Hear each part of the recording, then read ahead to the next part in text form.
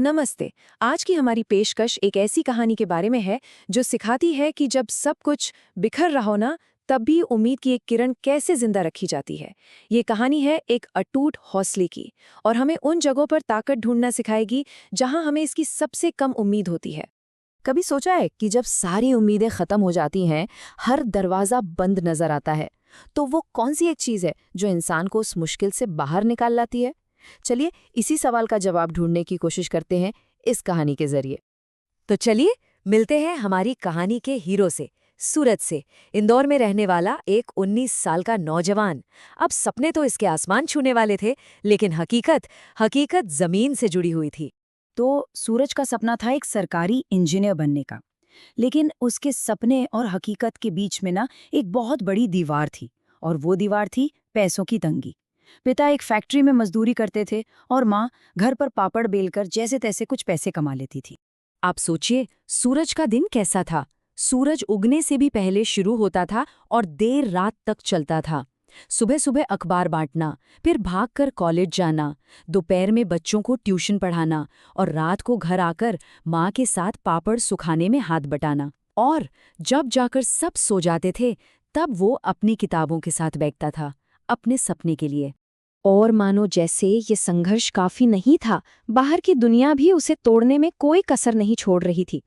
उसके अपने ही दोस्त विक्रांत ने एक दिन कह दिया, भाई छोड़ दे ये सपना, इतना बोझ लेकर कौन पढ़ता है, कौन बनता है इंजीनियर। सूरज वो पहले ही अपनी हिम्मत की बिल्कुल आखिरी हद पर खड़ा था। उसे लग रहा था कि अब इससे बुरा और क्या ही होगा।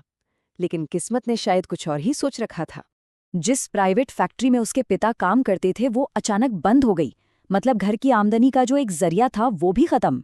अब हालात इतने बिगड़ गए कि घर का चूल्हा जलाने के लिए सूरज को पढ़ाई के साथ साथ सब्जियां तक बेचनी पड़ी।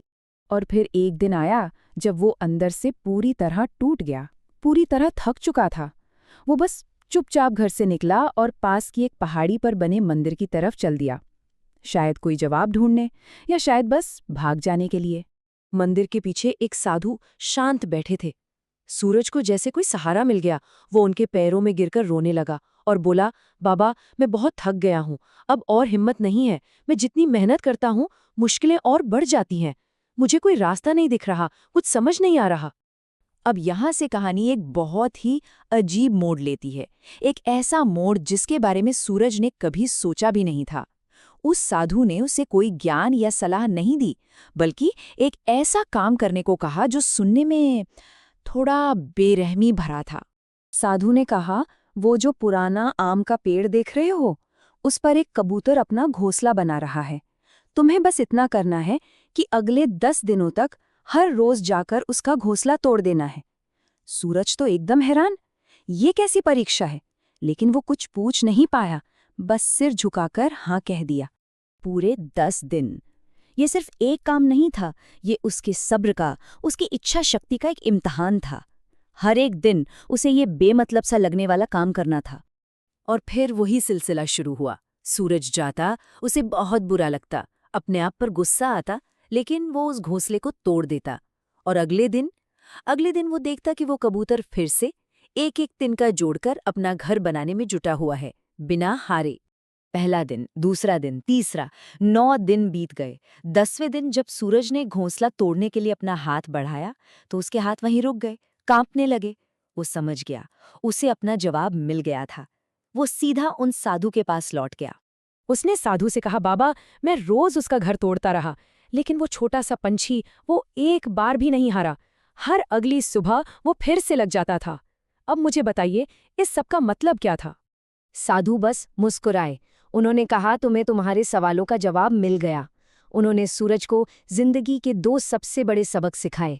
पहला सबक, उस कबूतर से सीखो, असली मेहनत सिर्फ काम करना नहीं है, असली मेहनत है हर बार हारने के बाद फिर से शुरुआत करना। और दूसरा सबक, ये जो मुश्किल वक्त है ना, सब्जियां बेचने वाला, ये भी बीत जाएगा, क्योंकि वक्त कभी एक जैसा नहीं रहता। तो देखिए, ये 2 बातें थीं, जिंदगी के 2 सबसे जरूरी स्तंभ। पहला कि लगातार कोशिश करते रहने से नाकामी भी घुटने टेक देती है, और दूसरा कि बुरा वक्त कभी टिकता नहीं है, वो आता है और चला जाता है। बस यही वो चीज थी जिसकी सूरज को जरूरत थी। ये कोई जादू नहीं था, ये एक नजरिया था। और उस एक दिन उस नजरिए ने सूरज की पूरी जिंदगी बदल दी। उसे अपनी ताकत वापस मिल गई थी। तो ये कहानी एक सवाल छोड़ जाती है। हम सब की जिंदगी में ऐसा कौन सा घोंसला है, ऐसा कौन सा सपना है जिसे हालात बार बार तोड़ने की कोशिश करते हैं, लेकिन हम उसे फिर से बनाने की हिम्मत रखते हैं।